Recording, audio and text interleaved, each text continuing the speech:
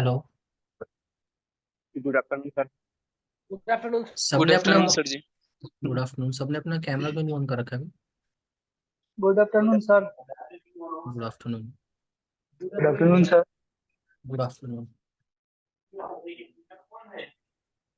Camera on करो जल्दी जल्दी।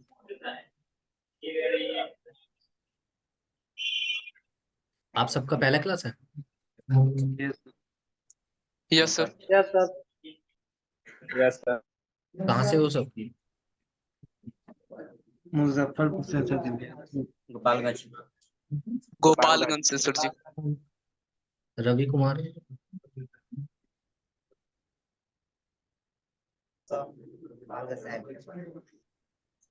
रवि कुमार, तेज बोलो थोड़ा। कहाँ यस से सर हो? बोल। गोपालगंज से बोल रहे हैं सर। रजनीश। जी सर, गोपालगंज से ही हैं हम। अभिषेक।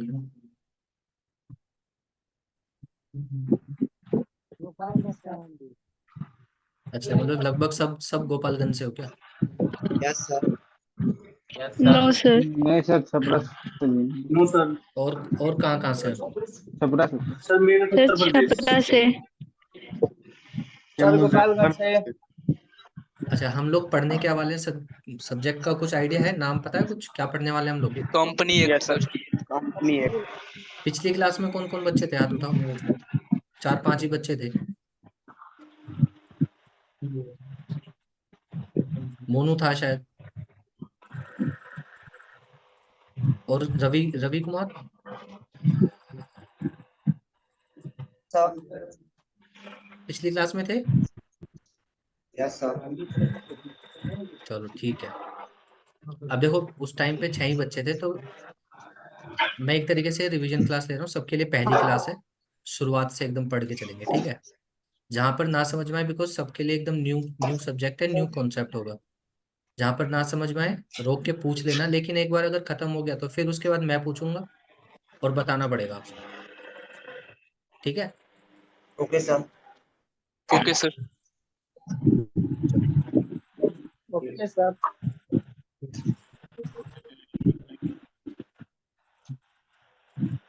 चलो, हम लोग पढ़ने वाले हैं कंपनीज के बारे में, ठीक है? कंपनी कैसे काम करती है, कंपनी के ऊपर कौन कौन से कानून लागू होते हैं, और उसके हिसाब से ही कंपनी को चलना पड़ता है, ठीक है?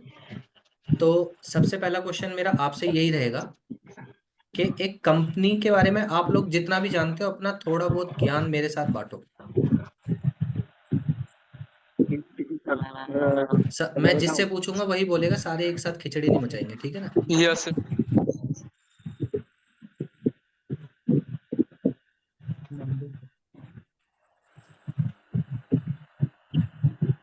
इजहार अंसारी, यस सर। सर क्या कंपनी एक जानते हो ये आर्टिफिशियल। कंपनी के बारे में? सर ये जानते हैं कंपनी एक आर्टिफिशियल पर्सन है, यानी कंपनी कंपनी एक किस तरीके से बनाई जाती है, यानी कंपनी अपने लॉ के हिसाब से बनाई जाती है। और सर कंपनी एक लीगल पर्सन है, यानी कंपनी अपने नाम से एसेट गुड्स परचेज कर सकती है, कंपनी अपने नाम से लोन लोन ले सकती है, और सर कंपनी अपने नाम से एफआईआर दर्ज करा सकती है या फिर केस लड़ सकती है। और सर कंपनी कंपनी अपने मेंबर से बिल्कुल अलग है। कंपनी का अलग डॉक्यूमेंट होता है और मेंबर्स का अलग डॉक्यूमेंट होता है। एग्जाम्पल के लिए स्टाम्प पेपर और सर बैंक अकाउंट भी होता है अलग अलग। और सर कंपनी लॉन्ग टर्म के लिए बनाई जाती है, कंपनी में किसी भी मेंबर के आने जाने से कंपनी बंद नहीं पड़ती है। कहाँ पढ़े हो भाई? पढ़ लिख के आए होगा थोड़ा बहुत? सर कंपनी लॉ का पहले ही क्लास हुआ है हम लोग। तुमने लिए पहले क्लास? यस सर, मनोहर से कराए हैं कंपनी लॉ का क्लास पहले। ओके। रवि को तो पता लग गया होगा, पिछली क्लास में इसने पढ़ा है। रजनीश, जी सर, बोलिएगा। सर पता है कुछ कंपनी। कंपनी के बारे जी में? सर, पता है। Company sir ji artificial person है सर, कंपनी एक्ट के थ्रू बनाई जाती है। And company sir ji legal person है, कंपनी अपने नाम से सर जी एफआईआर दर्ज या एसेट्स ये सब गुड्स परचेस कर सकती है। कंपनी सब अपने मेंबर से शिफ्टेड्स रहते हैं। Company sir perpetual successions and sir इसका मतलब है कि लॉन्ग टर्म के लिए सर ओपन किया जाता है। मतलब जो लोग सेंटर पे हैं, मैं मान के चलूं कि उन्हें तो पता है कुछ ना कुछ, है ना? Yes sir. दिव्यांशु, आपको कुछ पता है? नहीं सलोनी, यस सर। प्रत्युष, कंपनी के बारे में कुछ पता है थोड़ा बहुत? Yes sir. बताइए।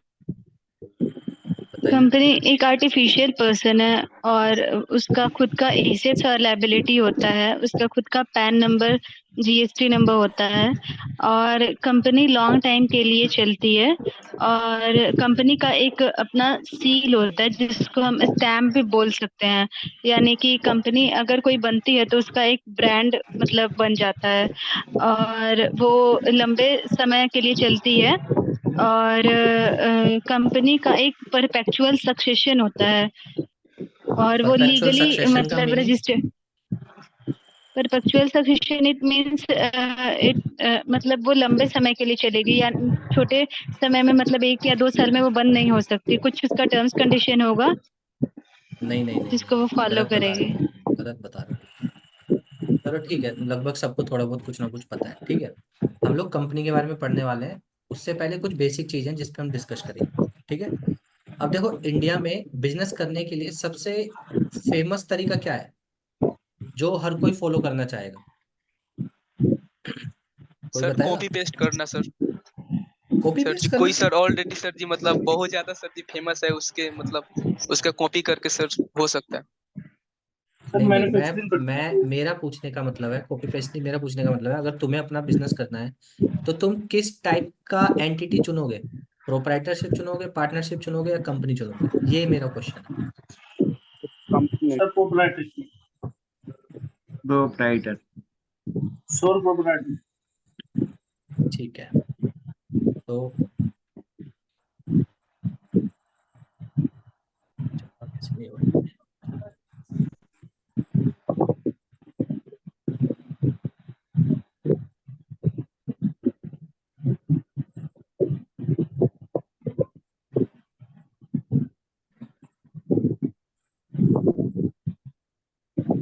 अरे यार, ये कर रहा हूँ मैं।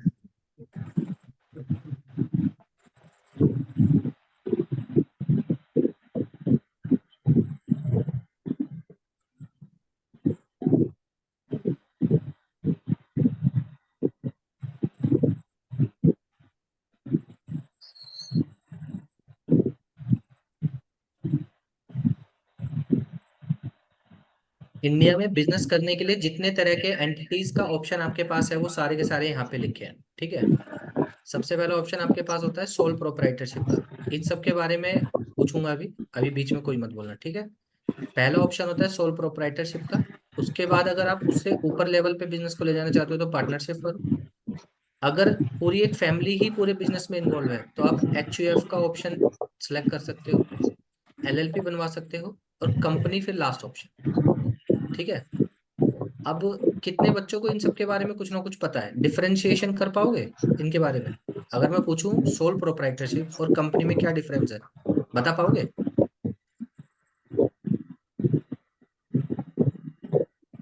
बोलो। सर सोल प्रोप्राइटरशिप पता नहीं है सर, इसको छोड़कर ये सब पता है। अच्छा, सोल यस प्रोप्राइटरशिप नहीं सर। पता? Sir, sole सर हम बताएं। proprietorship means OPC, I think. Sir no sole sir, proprietorship बता होता है सकते हैं। Single owner. मतलब एक इतना बंदा बिजनेस करता है ना। सर जो एक कौन बंदा बोल रहा है भाई? बिजनेस पहले करता अपना है नाम उसका बोलो, मेरे को प्रोप्राइटर। ऐसे पता नहीं चलेगा, सर नाम बोलो पहले गुरमीत अपना। सिंह। सर अच्छा मैंने ठीक रेज है। हैंड करा है। हाँ सर, सोल प्रोप्राइटरशिप होता है जो सिंगल बंदा एक बिजनेस को करता है, एक ही मालिक होता है। वो 18 साल के ऊपर होता है। मतलब वो मेजर मतलब माइनर नहीं होता है वो। जो बिजनेस करता है वो सोल प्रोप्राइटर। अच्छा ठीक है, गुरमीत कंपनी सिंह में एक रेस से है। ज्यादा भी मालिक हो सकते हैं। ये भाई, ये कैसे? इसका पावर खत्म हो जाता है क्या? इसमें देखिए चार्जर है क्या इसका? ये केबल हो।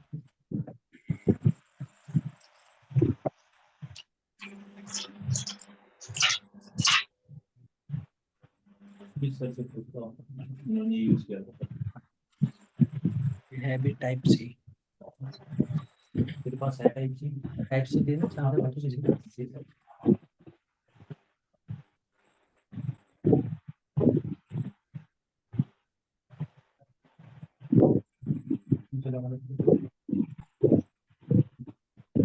नहीं नहीं लैपटॉप से चल रहा है।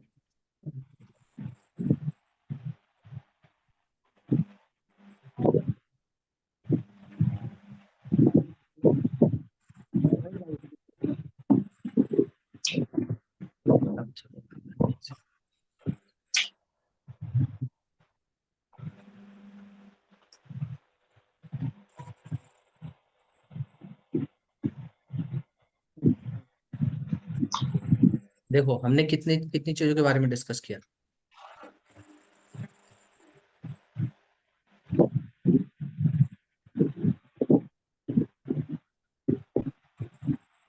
ये हम लोग आज पढ़ रहे हैं अभी, ठीक है। इसमें सबसे पहला ऑप्शन है हमारे पास सोल प्रोप्राइटरशिप का।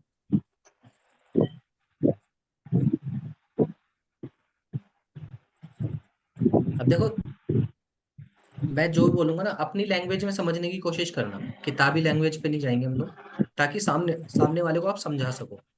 इस पॉइंट ऑफ व्यू से पढ़ना है आपको कि आपके सामने अगर कल को मानो क्लाइंट बैठा हुआ है उसको आप समझा सको, ठीक है। तो सोल प्रोप्राइटरशिप के ना मेजरली 3 एस्पेक्ट होते हैं।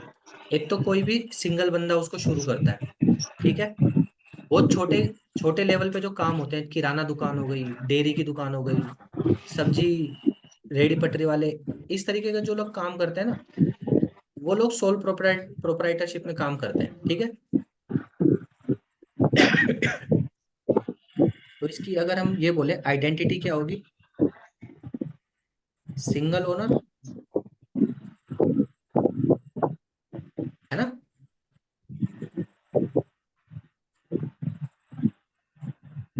स्मॉल स्केल ऑफ बिजनेस,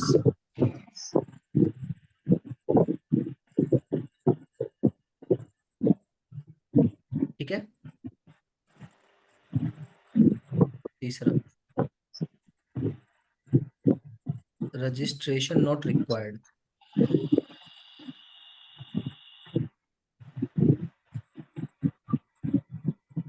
अब जैसे गुरमीत तुम थे, अब तुमने अगर कोई किराने की दुकान खोली, ठीक है, तो तुम अपने नाम पे जो भी किराने की दुकान खोलोगे वो सोल प्रोप्राइटरशिप कहलाएगी। पर इसमें रजिस्ट्रेशन की तो जरूरत होती नहीं है। तो एक क्वेश्चन मेरा आपसे है कि सोल प्रोप्राइटरशिप वाले जितने भी बिजनेसमैन हैं वो लोग जीएसटी में रजिस्टर कराते हैं खुद को, नहीं कराते? सर नहीं, नो सर।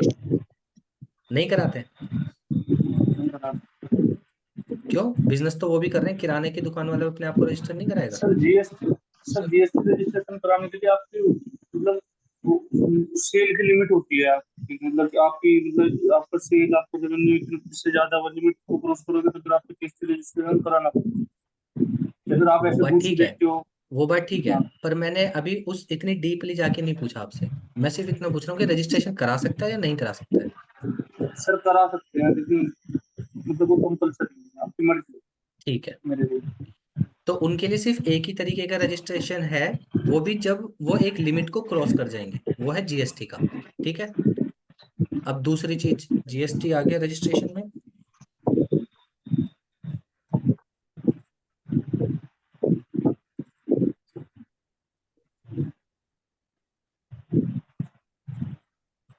लिमिट किसी को याद है जीएसटी की?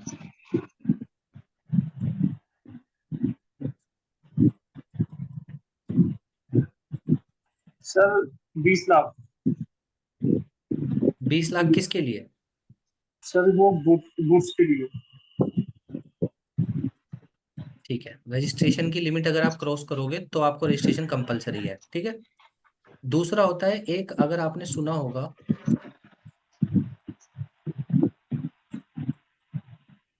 सुना है किसी ने? सर मीडियम स्मॉल और माइक्रो इंडस्ट्री। एमएसएमई सुना है किसी ने वर्ड? No sir. सुना है। चलो मैं इसके बारे में बता दूंगा। अभी ये समझो कि एमएसएमई का रजिस्ट्रेशन भी सोल प्रोप्राइटरशिप वाला करा सकता है, ये सर उद्यम उसके लिए कोई रजिस्ट्रेशन। रोक टोक नहीं है। अब इसका बेनिफिट क्या होता है, देखो एमएसएमई पूरा एक एक तरीके से अलग मंत्रालय, पूरा एक मिनिस्ट्री है अलग से, जिसमें जो छोटे आप जैसे किराना दुकान वाले हो गए, ठीक है, किसी ने छोटा काम करा जहां पर 1 से 2 लोगों को नौकरी मिल पा रही है, आपके अलावा कम से कम एक या दो लोग को आप नौकरी दे पा रहे हो, ऐसी एंटरप्राइजेस को कहते हैं एमएसएमई, बिकॉज वो बहुत बड़े लेवल पे तो है नहीं। तो ऐसी एंटरप्राइजेस को गवर्नमेंट सपोर्ट करती है, सपोर्ट करने के लिए नई नई स्कीम्स लाती है। तो एमएसएमई की डेफिनेशन में जितने भी बिजनेस कवर हो जाते हैं उन सब के लिए गवर्नमेंट बेनिफिशियली स्कीम लाती है। हर 5 वर्ष में, हर 10 साल में कुछ ना कुछ स्कीम्स लाती हैं। उनको लोन्स पे इंटरेस्ट रेट कम मिलेगा, लोन बहुत आसानी से मिल जाएगा। ठीक है, बहुत सारे एक्ट उनके ऊपर लगते भी नहीं होंगे। कुछ जगह ऐसी है जहां पर फीस लग रही है 20,000 रुपये, एमएसएमई में रजिस्ट्रेशन होगा तो 10,000 रुपये में ही काम हो जाएगा आपका। तो ऐसे बहुत सारे बेनिफिट मिलते हैं। ठीक है,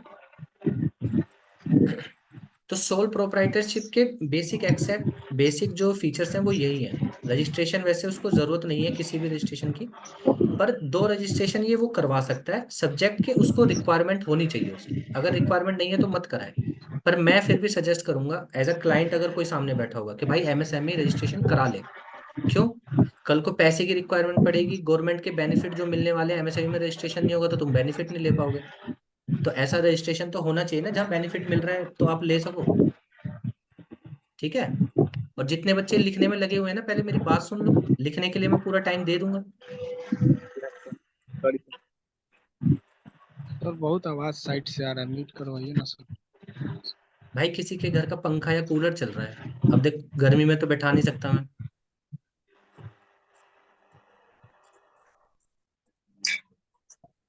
धूप में जाके बैठ जाओ भाई, जिसके यहाँ पे कूलर वूलर चल रहा हो।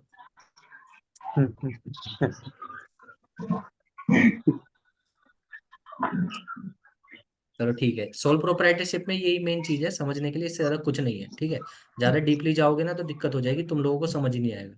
तो जब भी कोई पूछे इतना ही बताना, इससे ज्यादा बताने की जरूरत भी नहीं है। ठीक है,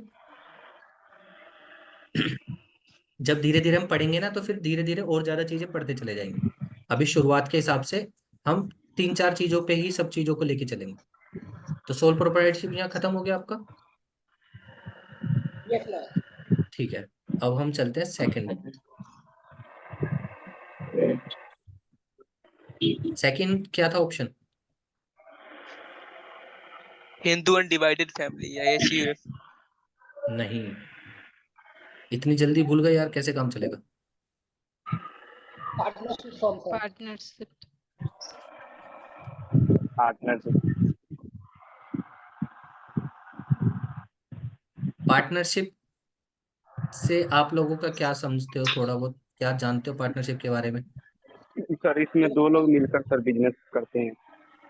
2 ही लोग होते हैं, 2 से ज्यादा भी हो सकते हैं? दो से मतलब ज्यादा वो भी। सर दो से मिनिमम ज्यादा भी हो 2 सकते हैं। लोग होते मिनिमम हैं 50, और मैक्सिमम 50, 50 लोग हो 50। सकते हैं। या सर मैक्सिमम अच्छा, 50। ये 50 लोग वाला कॉन्सेप्ट किसने समझाया? सर पढ़े हैं, बोले नहीं कंपनी लॉ में पढ़े हैं सर। ओके, पर मतलब इस बार पढ़े लिखे बच्चे आए हैं। सर चलो वेरी गुड है यार, कम मेहनत करनी पड़ेगी तुम लोगों के साथ।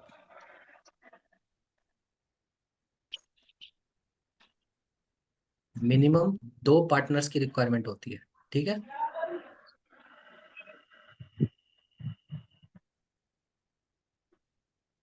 मैक्सिमम 50। 50। 50 सर।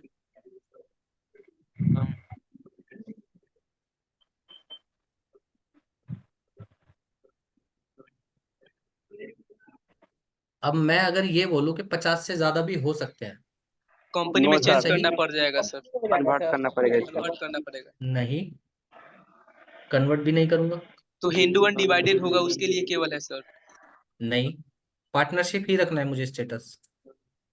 तो सर लिमिटेड लाइबिलिटी हो सकता है, लिमिटेड लाइबिलिटी पार्टनरशिप। अब फंस रहे हो तुम लोग। ठीक है, कैसे? क्योंकि जो लिमिटेड लायबिलिटी होती है वो पार्टनरशिप का फीचर ही नहीं है, वो कंपनी का फीचर है। उसमें तो सर दोनों ना होता है, जहाँ तक सुना है सर। पता नहीं आपने कहाँ तक सुना है भाई, लेकिन ये गलत है। ज, ज, आपने इतना तो पढ़ा, चलो बहुत अच्छी बात है, 50 तक हो सकते हैं, लेकिन अगर मैं कहूँ कि 50 से ज्यादा भी हो सकते हैं, अब बताओ। तब तो नो आइडिया सर सर। नहीं हो सकते 50 से ज्यादा। नहीं सर हो उसके बाद सकता सर। कंपनी में चेंज करना पड़ जाएगा सर। एचयूएफ के वही लिए है सर, ज्यादा रख सकते हैं। चलो मैं समझाता हूँ। अब ये बताओ, पार्टनरशिप का रजिस्ट्रेशन कंपलसरी है या नहीं? यस, ये तो रजिस्ट्रेशन। रजिस्ट्रेशन तो है ही सर। पार्टनरशिप रजिस्ट्रेशन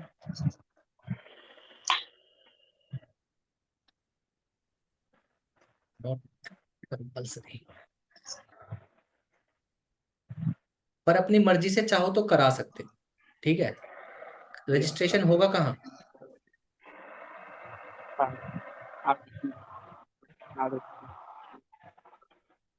कौन बोल रहा है आरओसी में होगा? नो सर, अपने में सर समझ रहे थे, आपसे नहीं बोले। इसका रजिस्ट्रेशन होगा पार्टनरशिप एक्ट में रजिस्ट्रार के पास, एसडीएम ऑफिस जाके। ठीक है, जो partnership yes sir, deed yes बनती है उसको रजिस्टर कराना पड़ता है। ठीक है, अब ये हो गई एक बात। अब देखो, जो पार्टनरशिप रजिस्टर होती है वो पार्टनरशिप 50 से ज्यादा पार्टनर रख सकती है। ठीक है, जो पार्टनरशिप की डीड रजिस्टर नहीं होती है वो 50 से ज्यादा पार्टनर नहीं रख सकती। Okay, yes sir. क्योंकि एक एक कॉन्सेप्ट चलता है पूरे में,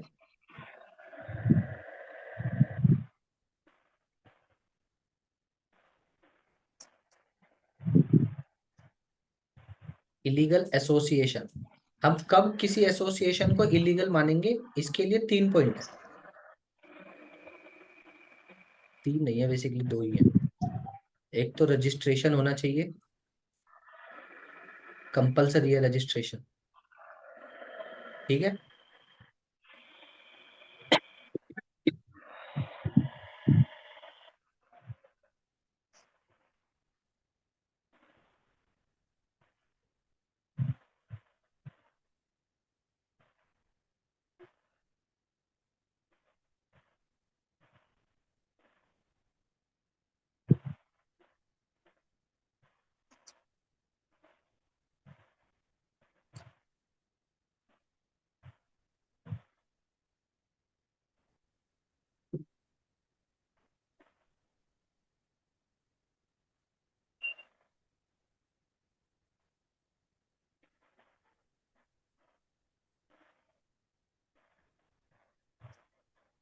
इलीगल एसोसिएशन की डेफिनेशन कहती है कि अगर आपके जो एंटिटी है, पार्टनरशिप का अभी हम एग्जांपल ले रहे हैं, वहां पर मेंबर या पार्टनर्स 50 से कम है, तब तो आपके एसोसिएशन एकदम ठीक है, कोई दिक्कत नहीं है। जैसे ही 50 से ज्यादा होंगे तो वो इलीगल बन जाएगी। लेकिन अगर उससे बचना है तो आप अपनी पार्टनरशिप का या अपनी एंटिटी का रजिस्ट्रेशन करा लो। अगर रजिस्ट्रेशन नहीं कराया तो वो इलीगल एसोसिएशन मानी जाएगी। ठीक है, तो आपने जो लिमिट पढ़ी है ना 50 की, वो इस उससे पढ़ी है क्योंकि ज्यादातर पार्टनरशिप रजिस्टर्ड नहीं कराती हैं अपने आप को। ठीक है, और प्रैक्टिकल लाइफ में 50 पार्टनर्स का एक साथ चलना, एक जगह एग्री करना भी डिफिकल्ट होता है। इसलिए प्रैक्टिकल लाइफ में आपको इतने पार्टनर्स वाली पार्टनरशिप दिखेगी भी नहीं। पर यह है कि पता होना चाहिए कि इलीगल एसोसिएशन में क्या क्या चीज आती है। मान लो कल को आप कर दो, ठीक है, तो उससे बचने का क्या रास्ता है ये भी तो पता होना चाहिए ना। अगर कोई कल को उठ के आए कहे कि मेरे 60 पार्टनर है, 60 पार्टनर्स के साथ पार्टनरशिप बनानी है, साफ बोलो कि रजिस्ट्रेशन करवाना पड़ेगा, बिना रजिस्ट्रेशन के काम नहीं हो। ठीक है, ओके, ओके सर। समझ में आया ये या फिर कुछ अलग लिख के बताऊं? आ गया सर। चलो ठीक है। हाँ। हेलो। पार्टनरशिप का जीएसटी रजिस्ट्रेशन कंपलसरी है? No sir. क्यों?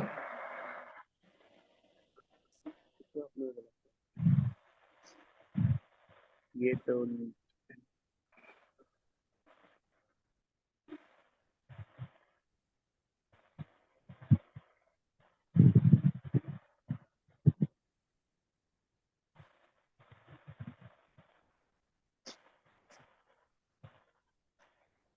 और इसका एमएसएमई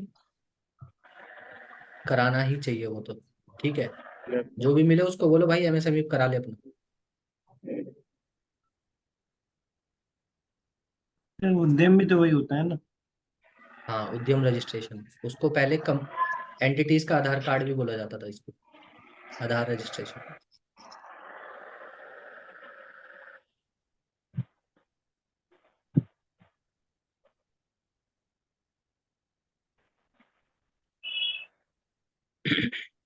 ये हो गया पार्टनरशिप का पूरा।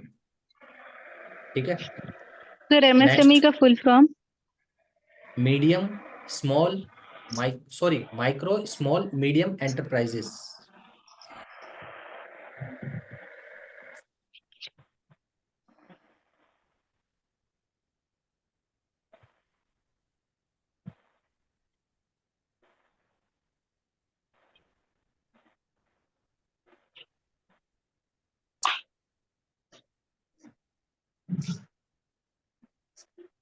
सर हाँ जी, सर पार्टनरशिप में 50 के अबव का भी कोई लिमिट है कि मतलब 50 से ज्यादा कितना रहना चाहिए? नहीं बस इतना ध्यान रखना है कि देखो 50 से ऊपर जाते ही रजिस्ट्रेशन जरूरी है, कोई ऐसी लिमिट नहीं। ओके। अब देखो आप जब लोगों को एमएसएमई के बारे में बताओगे तो एक चीज आपको बहुत बेसिक चीज है जो आपको पता होनी चाहिए। एक तो कि एमएसएमई में कौन कौन सी एंटरप्राइजेस आती है। ठीक है, तो एंटरप्राइजेस की जो डेफिनेशन है वो पता होनी चाहिए आप सबको।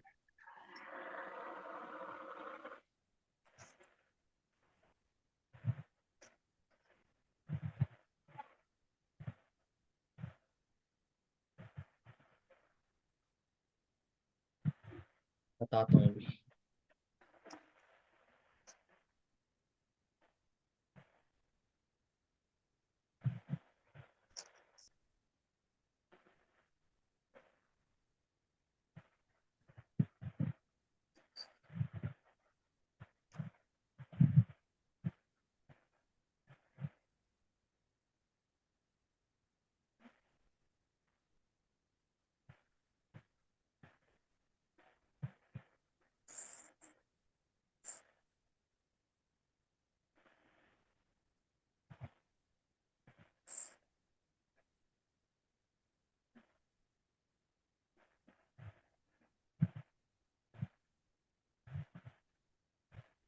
ये एमएसएमई में जितनी भी है सब क्या है, एंटरप्राइजेज है।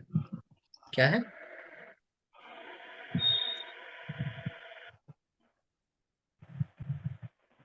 ठीक है।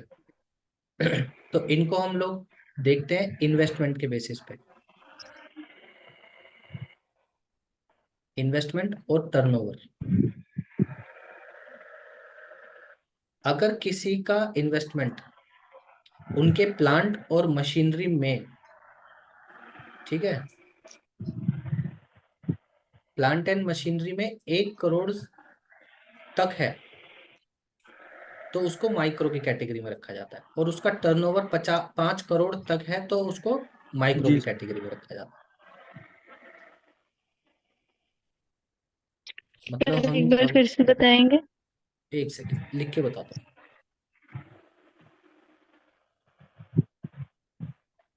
अगर हम माइक्रो की बात करें तो इन्वेस्टमेंट उसका 1 करोड़ तक होगा। कहाँ, प्लांट एंड मशीनरी में, ठीक है। और टर्नओवर होगा उसका 5 करोड़ तक, इससे कम हो सकता है, ज्यादा नहीं, ठीक है। तो वो माइक्रो की कैटेगरी में रहेगा। फिर आता है स्मॉल। अब यहाँ मल्टीप्लाई बाय 10 कर दो बस। यहाँ पर इन्वेस्टमेंट 10 CR होगा और टर्नओवर 50 CR होगा, ठीक है। Yes sir. अब नेक्स्ट ऑप्शन है मीडियम।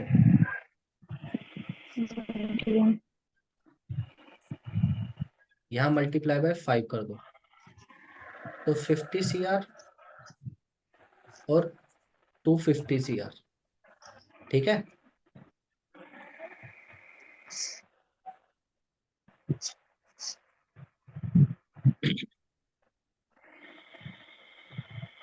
अब देखो प्लांट एंड मशीनरी किस तरह की एंटिटीज में होती है,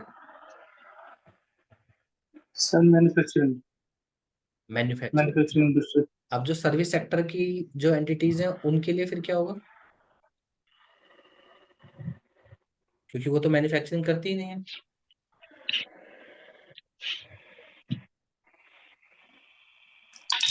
सर कैपिटल? नहीं, उनके लिए सर्विस सेक्टर के लिए वर्ड ऐड हो जाता है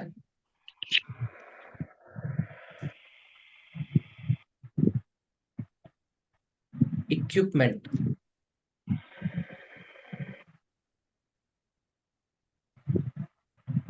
तो प्लांट एंड मशीनरी और प्लस इक्विपमेंट, ये तीनों चीजें देखेंगे। ठीक है, प्लांट एंड मशीनरी हो गया जहाँ मैन्युफैक्चरिंग हो रही है, सर्विस सेक्टर के लिए हम लोग इक्विपमेंट देखेंगे। ठीक है,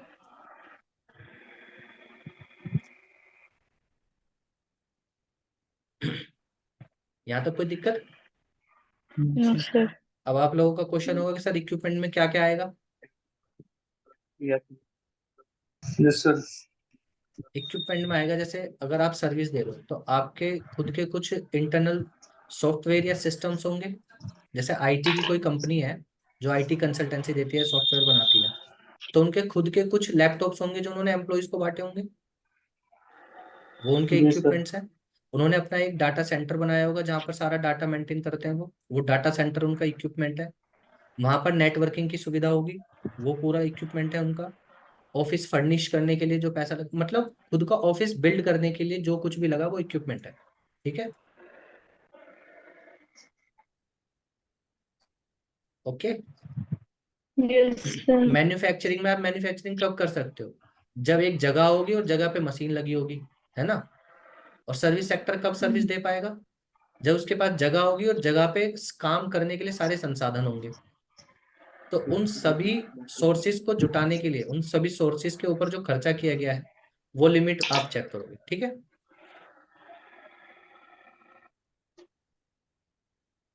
एमएसएमई की डेफिनेशन इतनी ही है, इतना ही आप लोगों को पता होना चाहिए। इसके बाद आगे जब पढ़ेंगे तो आगे की चीजें पता लग जाएंगी। तो यहाँ तक कोई दिक्कत? No sir. Yes sir.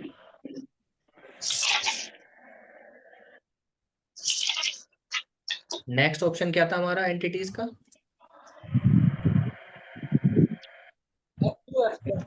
HUF. HUF की फुल फॉर्म बताओ भाई। Hindu undivided Hindu family. Undivided Hindu family. Undivided family. अच्छा,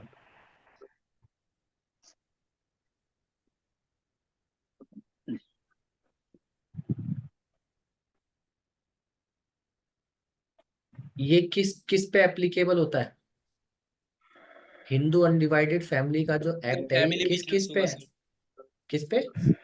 इसका फैमिली बिजनेस होगा। सर जो कम से कम 7 कुछ तो उससे फैमिली डिवाइड ना हुई हो।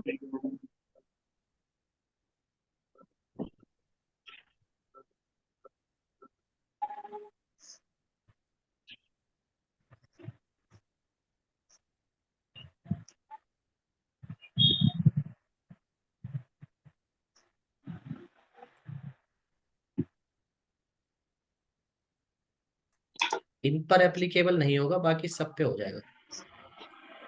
ठीक है,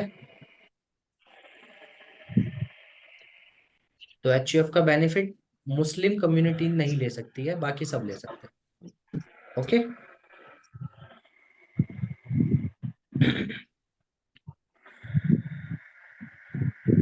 मुस्लिम क्यों नहीं?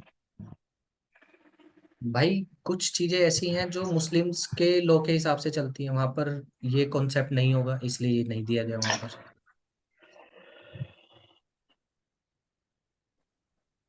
क्योंकि आप मुस्लिम्स के कुछ पर्सनल लॉ है ना, उनके हिसाब से चलती हैं वो चीजें। ठीक है,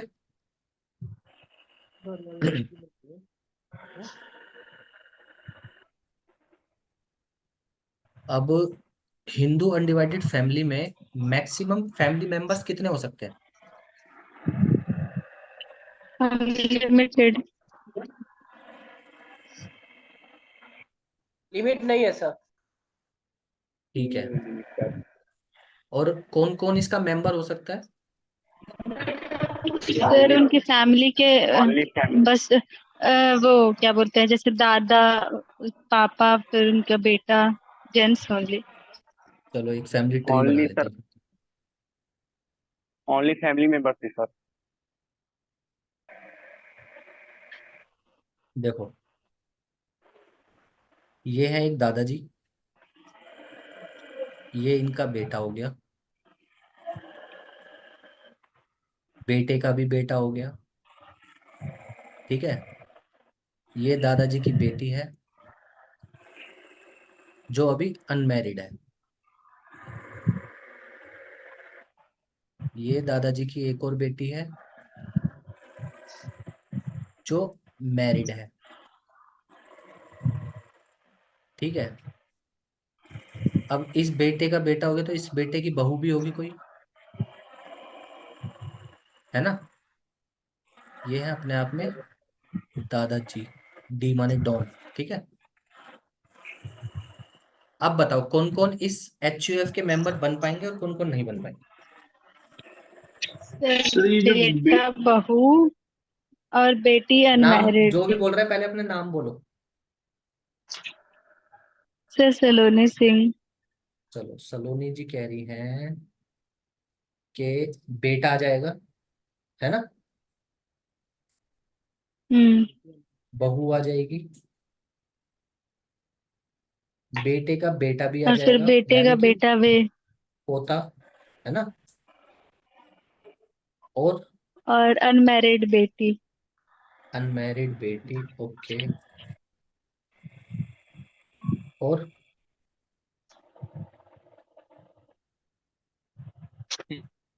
और कौन। Sir sir Gurmeet. Gurmeet. Gurmeet sir कैसे आ जाएगा भाई। मेरा सर मैं बता मैं बताऊँ।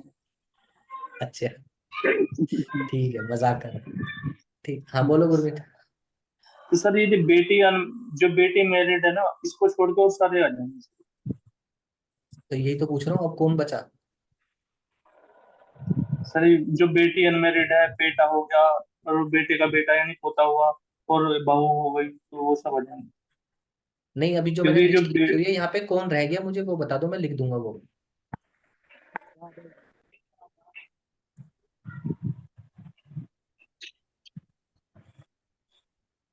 सर एक काफी लोग सर। दादाजी भी रहेंगे। सब आ गए।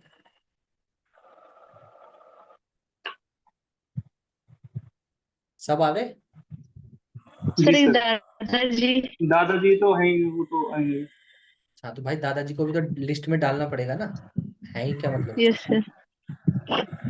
चलो अब एक चीज बताओ, एचयूएफ में जो काम करने वाले लोग होते हैं उनको क्या कहते हैं। करता। तो करता कौन है इन सब में। हेड इनका तो दादाजी।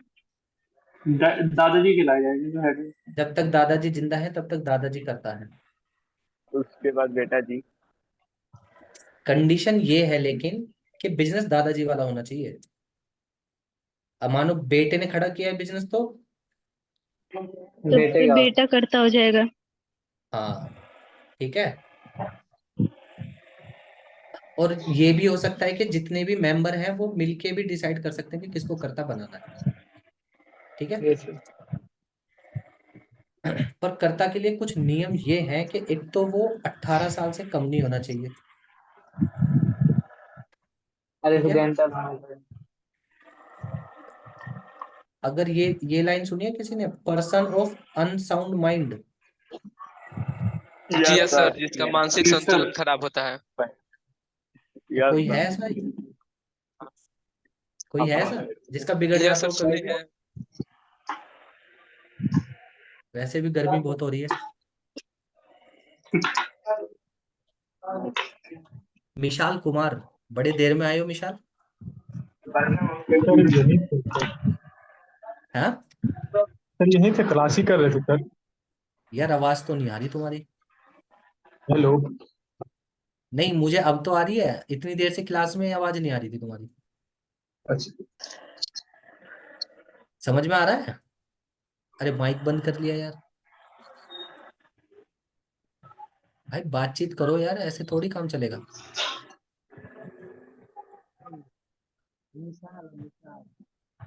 अच्छा गाय, ठीक है चलो। अच्छा पर्सन ऑफ अनसाउंड माइंड, और क्या होगा इसमें। पढ़ा है करता सर कौन कौन माइनर। करता, करता कौन नहीं बन सकता इसके बारे में पढ़ा है। सर माइनर जो 18 साल का हो। तो वो तो बता देना, 18 साल से कम जी वाले तो बन ही नहीं पाएंगे। जी जी जी। और कुछ। सर जो डिस्क्वालीफाई बाय लॉ। करता कौन नहीं बन सकता देखो।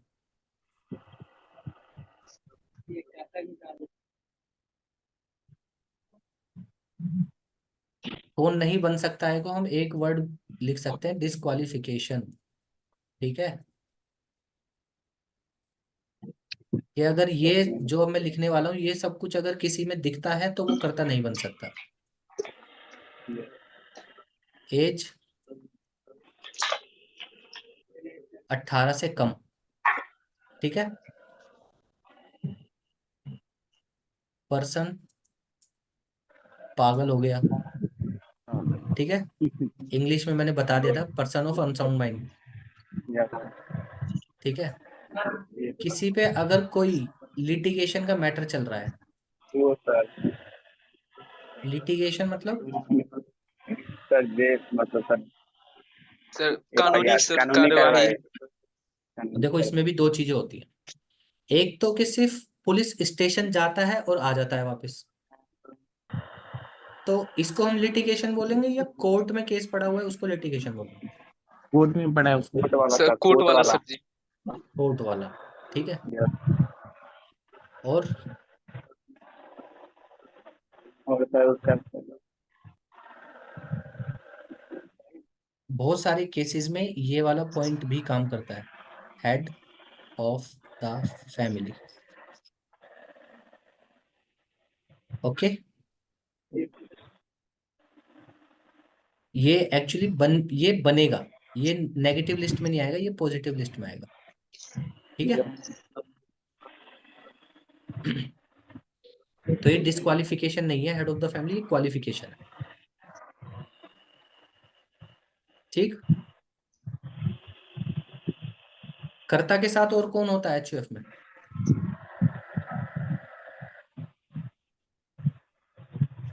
एक जना कर्ता हो गया, बाकी सब क्या हो गए?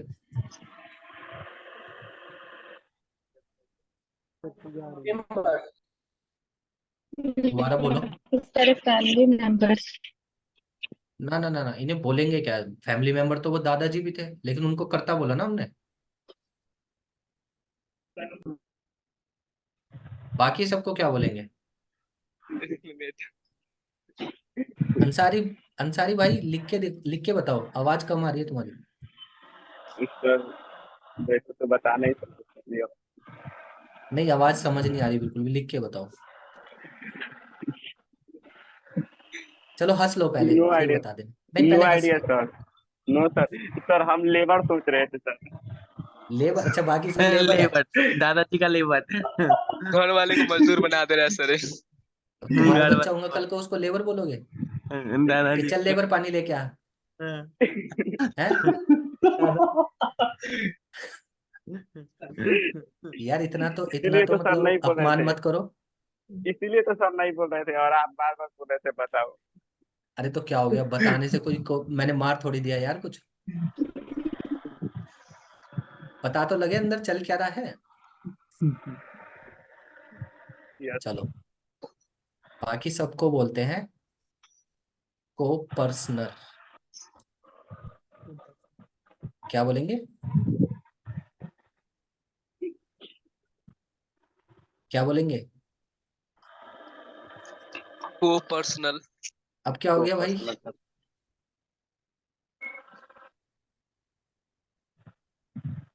अच्छा, अब को पर्सनर में देखो, अभी तक हमने बोला था कि जो मैरिड लड़की है वो एचयूएफ की मेंबर नहीं हो सकती, राइट? सही हूं मैं? सर ये जी रूल सर। तो पहले सर कौन बोल रहा है? नाम भाई, नाम बोला करो। प्रत्युष सिन्हा हाँ, प्रत्युष जी बोलो। बोले थे सर, जो अनमैरिड बेटी या कोई भी वुमेन है तो वो तो पहले ना नियम था सर, जब भी है। अभी वही वही तो समझाने जा रहा हूँ। पढ़ लियो क्या, गूगल गूगल कर लियो क्या? नो सर, इतना आपको नॉलेज अच्छा है सर। अच्छा, ठीक है, वेरी गुड। अब देखो, अब जो मैरिड लड़की थी उसको हमने साइड कर दिया कि वो मेंबर नहीं बन सकती कर्ता की। ये रूल था सिर्फ 2009 तक। ओके, 2009 में सुप्रीम कोर्ट का ऑर्डर आया कि माता पिता की प्रॉपर्टी में शादी होने के बाद लड़की का भी हिस्सा रहेगा। ठीक है, अब जब लड़की का हिस्सा रहेगा तो वो एचयूएफ की अगर मेंबर ही नहीं होगी तो कैसे हिस्सा बटेगा? क्योंकि तुम शादी के बाद तुमने अपनी फैमिली से निकाल दिया, उधर वो फैमिली में बस नहीं पा रही है एचयूएफ में, तो वो तो बेचारी बीच में रह गई ना। तो 2009 में ये ऑर्डर आया कि शादी हो जाए तो भी लड़की का हिस्सा रहेगा अपने माता पिता की प्रॉपर्टी में। ठीक है, तो लड़की कर्ता तो नहीं बन सकती, ये तो परफेक्ट फैक्ट है एकदम कि कर्ता तो वो नहीं बन सकती किसी भी कीमत पे। बस एक ही कंडीशन है कि जहां वो लड़की अकेली संतान थी अपने माता पिता की। अब अकेली एक ही मेंबर माता पिता भी चले गए तो अकेली मेंबर क्या एचयूएफ चलाएगी? एक से तो ज्यादा लोग होने चाहिए ना फैमिली में, तभी एचयूएफ का पॉइंट बनता है। फैमिली का मतलब क्या, अकेला आदमी फैमिली थोड़ी बनाएगा, जी सर। है ना। यस इसलिए जी सर। इसलिए जो मैरिड लड़की है वो कर्ता तो नहीं बन सकती किसी भी कीमत पे, क्योंकि कर्ता वही बन सकता है जो डे टू डे बेसिस पे फैमिली मैटर्स में वहां पर हो, और शादी होने के बाद लड़की डेली मैटर्स में तो यहाँ पर नहीं रह सकती। ठीक है, लेकिन उसको को पर्सनल बनाया जा सकता है। मैरिड गर्ल या वुमेन, ठीक है, क्या बनाया जा सकता है? को पर्सन। वो पर्सन। को पर्सनल बनाया जा सकता है। अब कर्ता में होता क्या है, देखो जिस दिन वो मतलब सॉरी एचयूएफ में होता क्या है कि अगर कर्ता निकल लिया कल को, तो पूरी फैमिली में लड़ाई हो गई कि भाई अब इसकी जमीन का टुकड़ा मेरे पास, फ्रिज तेरे पास, टीवी मेरे पास, यही चलेगा ना। जी सर। तो एचयूएफ कहते हैं कि बाकी जितने भी बचे मेंबर हैं सब में इक्वली डिस्ट्रीब्यूशन होगी, पहली चीज। अब इसका एक्सेप्शन यानी कि इसका अपवाद ये है कि इक्वली डिस्ट्रीब्यूशन कब नहीं होगा, अगर दादाजी अपनी पहले से कोई विल बना के चले गए हैं। क्या करके चले गए हैं? बिल बना के चलो। वसीयत। वसीयत में लिख के चले गए कि एक बेटा नकारा है उसको कुछ नहीं दूंगा। ठीक है, तो उसको कुछ नहीं मिलेगा फिर, चाहे वो को पर्सनल बन जाए, कर्ता बन जाए, कुछ भी बन जाए।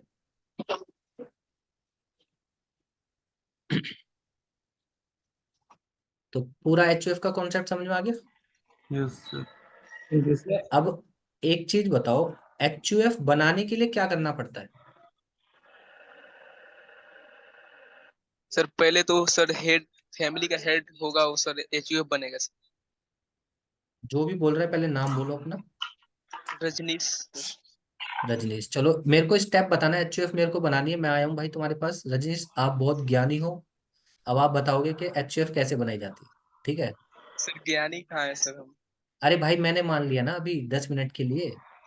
सर एज सर 80+ होना चाहिए पहले सर। ठीक है, ये तो मैंने ही बताया है, मेरे को वो बताओ जो मुझे नहीं पता। अब मुझे एचयूएफ बनानी है, अब बताओ स्टेप बाय स्टेप करना क्या है। पहला स्टेप,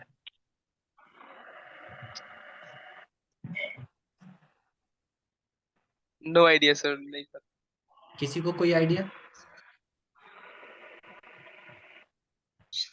अरे 21 बच्चे हो यार, 21 में से किसी का तुक्का ही मार दो।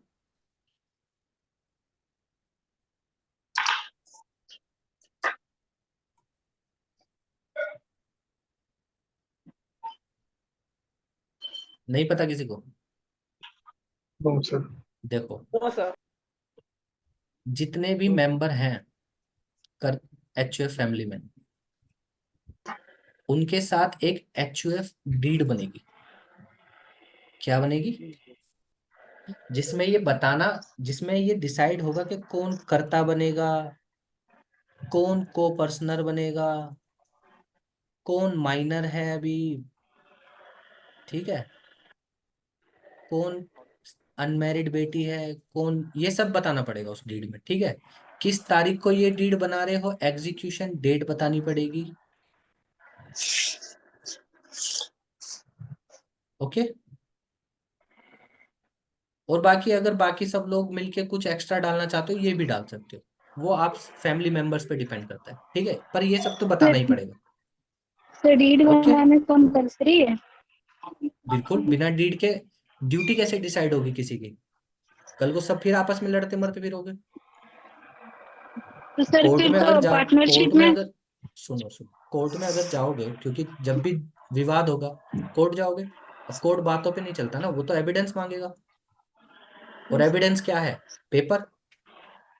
पेपर डीड तो बनाना पड़ेगा। तो सर ठीक है।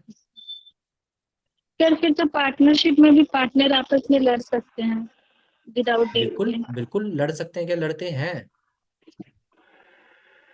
तो फिर पार्टनरशिप में भी तो डीड बनाना कंपल्सरी होगा ना। बिल्कुल कंपलसरी है, तो वो तो मेरे को लगा तुमको पता होगा सबको, या पता नहीं था अभी तक? मैंने जब बोला रजिस्ट्रेशन कंपलसरी है, तो रजिस्ट्रेशन किसका? दोनों आदमी को खड़े कर दोगे मान ले जाके कि इनका कर दो रजिस्ट्रेशन? नहीं नहीं सर, डेट बनेगा। डीड का ही रजिस्ट्रेशन होगा ना। यस नहीं sir, yes sir. Partnership deed तो बनेगा ना।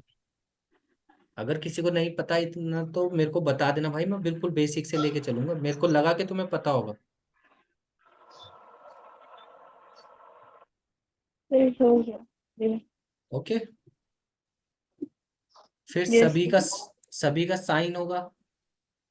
यस सभी की तरफ से एक एक विटनेस का साइन होगा। ठीक है। सबके केवाईसी डॉक्यूमेंट साथ में अटैच किए जाएंगे। केवाईसी डॉक्यूमेंट में पैन कार्ड आधार और कार्ड। आधार कार्ड, आधार कार्ड। और चाहो तो एक पासपोर्ट साइज फोटो भी लगा सकते हो सबकी, है ना।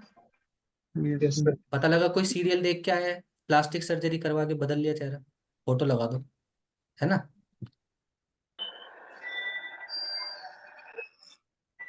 चलो ये तो हो गया, साइन भी हो गया। अब ये डीड का काम हो गया पूरा।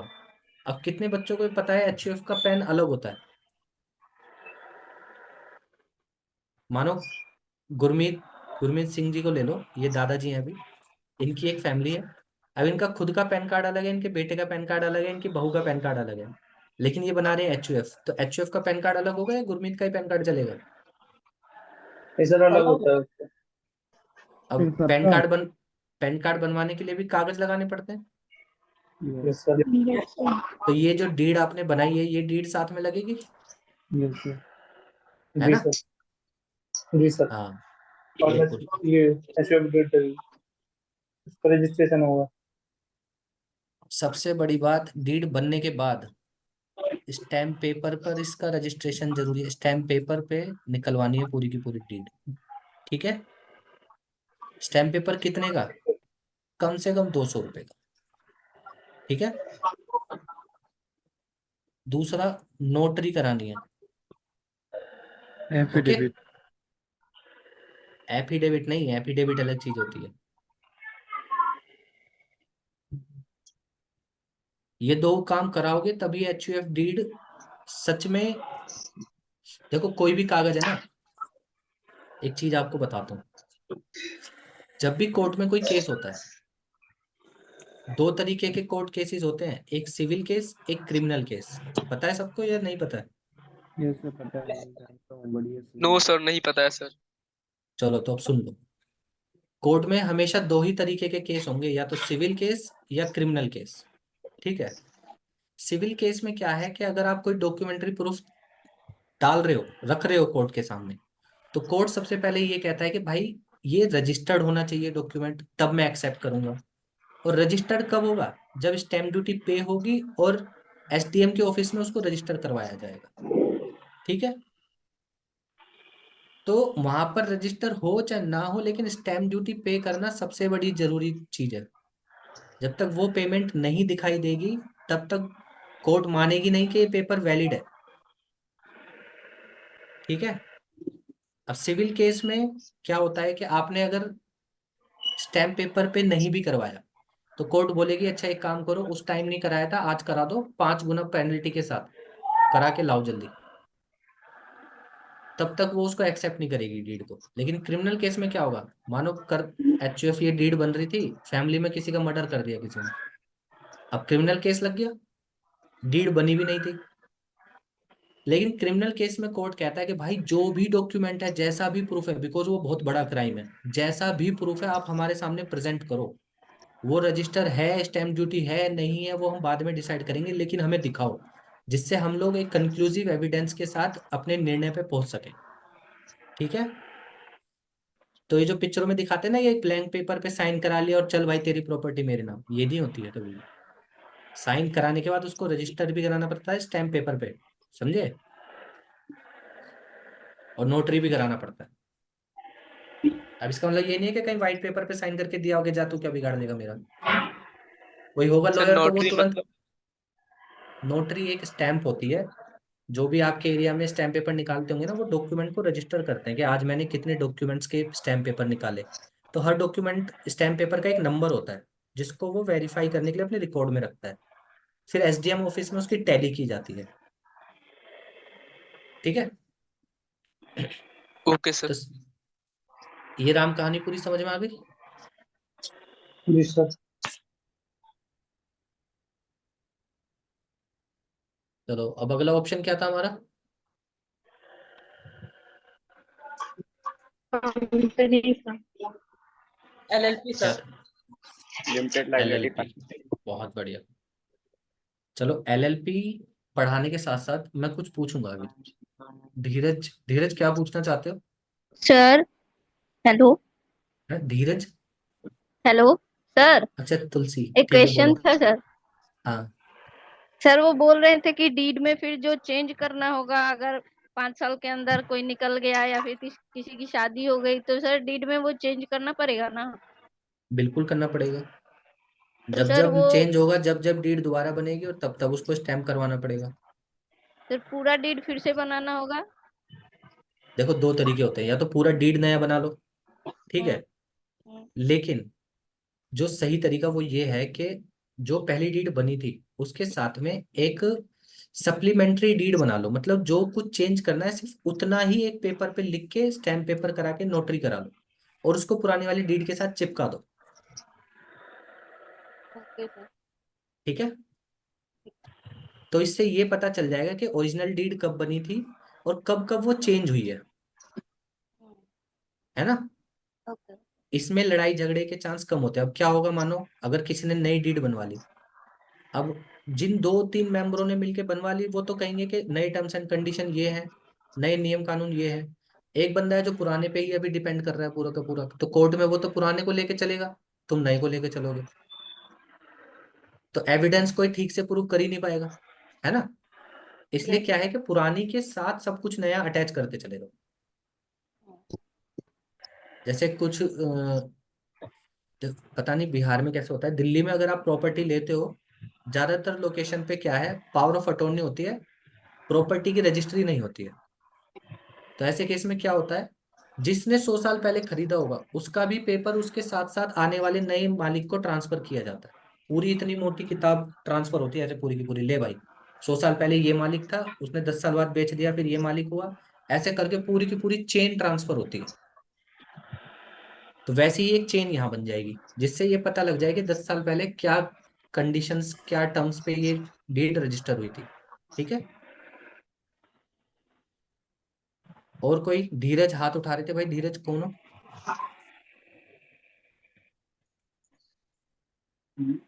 धीरज जी,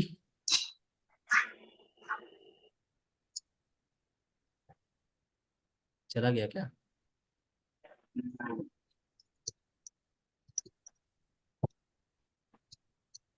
सॉरी यार, बताओ, मैं तो किसी का सवाल का जवाब ही नहीं दे पाया, चला गया क्लास छोड़ के। सर गलती चलो से आगे राइट चल। हैंड कर दिया होगा। अच्छा हो यहीं पे हो? नो सर, सर यहीं पे सर, गलती से राइट हैंड कर दिया होगा। चलो, पार्टनरशिप तो तुमने पढ़ लिया है। एलएलपी का पूरा मीनिंग क्या होता है? Sir limited liability partnership.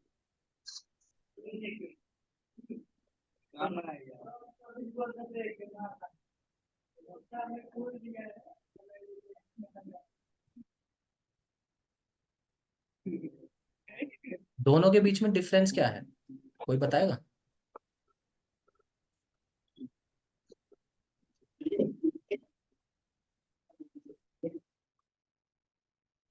बताइए। सर पार्टनरशिप और एलएलपी के बीच बहुत डिफरेंस है सर। अब बहुत तो मतलब होता है, सर ये तो मुझे भी पता है, लेकिन होता क्या है एक्चुअल में? मतलब देखिए सर, इसमें सर पार्टनरशिप में ना लाइबिलिटी अनलिमिटेड होती है हम लोग की लाइबिलिटी, और सर एलएलपी में सर हम लोग की लाइबिलिटी जितना हम शेयर होल्ड करते हैं उतना ही हम लोग का होता है कंपनी में। हाँ ठीक है ना। तो इसमें सर ये पार्टनरशिप में हम लोग का जो लगता है ना लेस डॉक्यूमेंट, यानी हम लोग का कम कम डॉक्यूमेंट में ही पार्टनरशिप ओपन कर सकते हैं। और एलएलपी में भी सेम है, इसमें भी कम डॉक्यूमेंट में पार्टनरशिप एलएलपी चालू कर सकते हैं।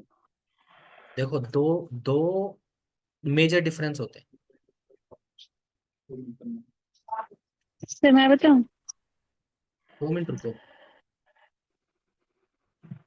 सर पहले तो क्या बोलते हैं, पार्टनरशिप में लाइबिलिटी अनलिमिटेड होती है, यानी कि जो भी हमारा अगर लाइबिलिटी अराइज होगा बिजनेस में, वो हम पर्सनल एसेट्स का यूज करके उसको सेल करके तब अपने सारे ड्यूज को सेटअप करेंगे। और वहीं एलएलपी में क्या होता है कि हम जितने परसेंट शेयर को होल्ड किए हुए हैं उतने ही परसेंट के लिए लायबल होंगे। और फिर पार्टनरशिप के लिए ज्यादा डॉक्यूमेंट चाहिए होता है। ये और वहीं एलएलपी के लिए उतना ज्यादा डॉक्यूमेंट नहीं चाहिए होता है। Less document.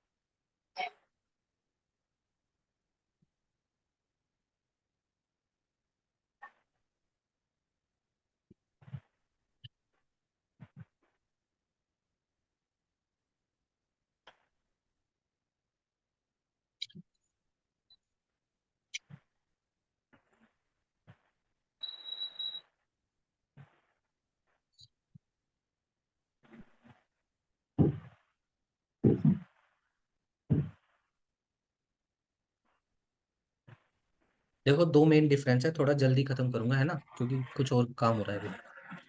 सबसे पहले, पार्टनरशिप का रजिस्ट्रेशन कंपलसरी नहीं है।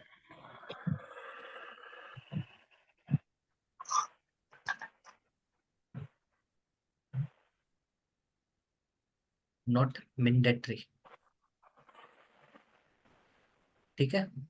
सर लेकिन आप तो एलएल उस टाइम बोले कि पार्टनरशिप का डीड का रजिस्ट्रेशन मैंडेटरी है, नहीं तो फिर वो लोग भी आपस में कंडीशन लड़ने के लगेंगे। साथ के 50 से ज्यादा लोग हैं तो। पर यहाँ हर कंडीशन पहले ही कदम पे रजिस्ट्रेशन कंपलसरी है। सर तो मान लीजिए अगर 4 ही 5 मेंबर्स मिलके पार्टनरशिप बना रहे हैं तो वो लोग भी तो बोल सकते हैं कि हम मतलब ऐसे ऑनर है ज्यादा के, तो हम ऐसे ऑनर हैं। कितने लोग मिलके बना रहे हैं? मतलब 5 लोग ही मिलके बना रहे हैं तो। देखो रजिस्ट्रेशन कंपलसरी नहीं है ये बोल रहा हूँ, लेकिन करवा सकते हो अपनी मर्जी से। मतलब कोई मंत्री आके ये नहीं बोल रहा है कि भाई जब तक रजिस्ट्रेशन नहीं करवाएगा काम नहीं होगा तेरा। एलएलपी में ये बोला जा रहा है कि जब तक रजिस्ट्रेशन नहीं होगा तब तक एलएलपी बनेगी नहीं। पार्टनरशिप में ये है कि रजिस्ट्रेशन करवाना ना करवाना तुम्हारे हाथ में, तुम्हारी मर्जी है। 50 लोग से ज्यादा हो जाएंगे तो करवा लेना, बिकॉज फिर पार्टनरशिप इलीगल मानी जाएगी। सर लेकिन इसके पहले एचयूएफ में जब एचयूएफ का डीड बन रहा था तो उसमें आप बताए थे कि पार्टनरशिप डीड का भी रजिस्ट्रेशन करवाना कंपलसरी है। तो वही तो बोल रहा हूँ, अगर 50 से ज्यादा लोग होंगे तो पार्टनरशिप का डीड कंपलसरी है रजिस्टर कराना। सर तो अगर 50 से कम कम है तो होंगे आपकी तो क्या मर्जी है। लड़ाई? 5 लोगों के साथ आपकी मर्जी है, करना है नहीं करना है। अगर आपको लगता है कि इनको लड़ाई हो सकती है हमारे बीच में तो आप करा लो। ठीक है। ओके। यस।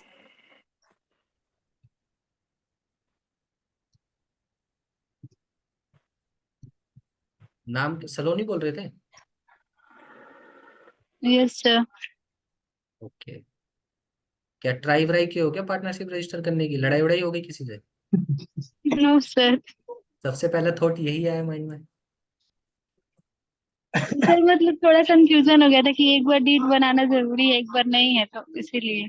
नहीं, डीड डीड बनाना तो जरूरी है, रजिस्ट्रेशन जरूरी नहीं है जब तक 50 से कम हो। ठीक है। अच्छा। यस। और किसी का कोई डाउट हो भाई बता दो। पता लगा मैं यहाँ कुछ पढ़ा रहा हूँ, कल को आके मुझे ही कुछ और पढ़ाने लग गए हो। नो नो सर, डाउट कोई सर, डाउट नहीं। आगे बढ़िए आगे। नो सर, डाउट नहीं यहाँ है। पर पर्सनल लाइबिलिटी होती है हर पार्टनर की।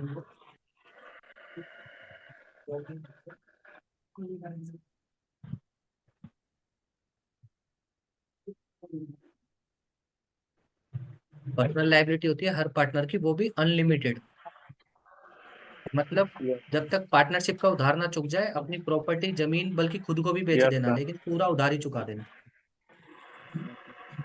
यहाँ पर जो पार्टनर लाइबिलिटी होती है लिमिट में होती है।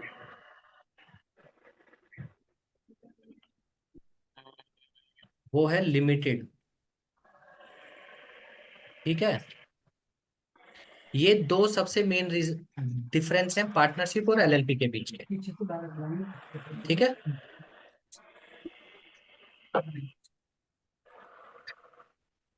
तो आज के लिए इतना काफी है ना? Yes sir. Next class yes में यस रिवीजन करके आना सर। अच्छे से। Okay sir. Yes sir, okay, yes thank you sir. Sir. Bye. Sir इसका thank you note sir. Send कीजिएगा। क्या कह रहे हो? नोट्स सर सेंड कीजिएगा। अच्छा, नोट चाहिए यार? नोट तो है भी नहीं मेरे पास इतने। नो सर, नोट्स बोल रहे हैं। अच्छा ठीक है, कर दूंगा। Thanks sir.